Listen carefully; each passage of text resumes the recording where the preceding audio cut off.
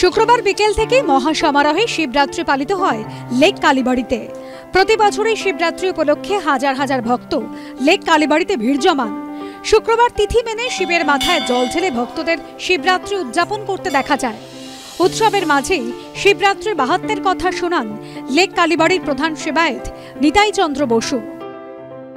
শাস্ত্র মতে মাঘ মাসের কৃষ্ণ চতুর্থীর তিথির মহানিশায় কোটি সূর্যের সমান প্রভা নিয়ে দেবাদিদেব শিব লিঙ্গ আকারে প্রথম আবির্ভূত হয়েছিলেন। এই রাত্রিতেই শিবরাত্রি পালিত হন বা পালন করা হয়। মহাদেব স্বয়ং বলেছিলেন, উপবাসের দ্বারা তিনি যেমন প্রসন্ন হন, অন্য কিছুতে কিন্তু ততটা হন না।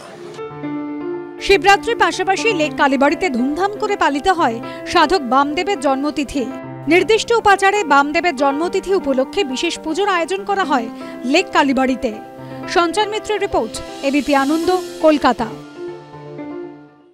সত্য অন্তহীন, সত্যের খোঁজও তাই, সত্য সন্ধানে তাই আমরা অক্লান্ত, অকুতভয়। এবিপি আনন্দ নতুন ভাবনার প্রতীক, যা মনে মুক্ত, তথ্যে যুক্ত এবং যাবতীয় সীমানার বাঁধন থেকে মুক্ত।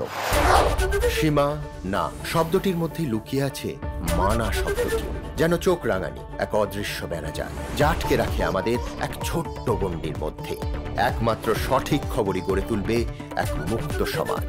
সেই জগৎ গড়ার লক্ষ্যে কোনো সীমানার ঠুকুটি আমরা মানব না। এবিপি আনন্দ এগিয়ে থাকে, এগিয়ে রাখে।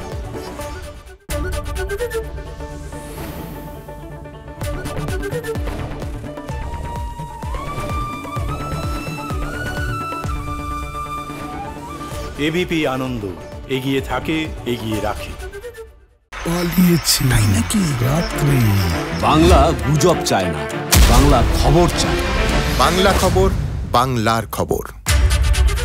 শুনতে পাচ্ছি না, বল না। আরে 10 টাকাটা ব্যাপার নয়, আজকে 40 টাকা দিচ্ছি, কারণ 40 টাকা। বাংলা গলাবাজি চায় না, বাংলা খবর চায়। বাংলা খবর, বাংলার খবর।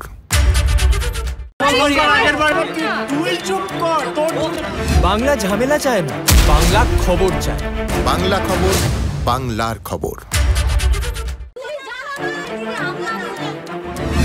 বাংলা চেঁচামেচি চায় না, বাংলা খবর চায়। বাংলা খবর, বাংলার খবর। আরে চাটা দে। এই আমার একটা চা দেন। কি হলো আমারটা? বাংলা পক্ষপাত চায় না, বাংলা খবর চায়।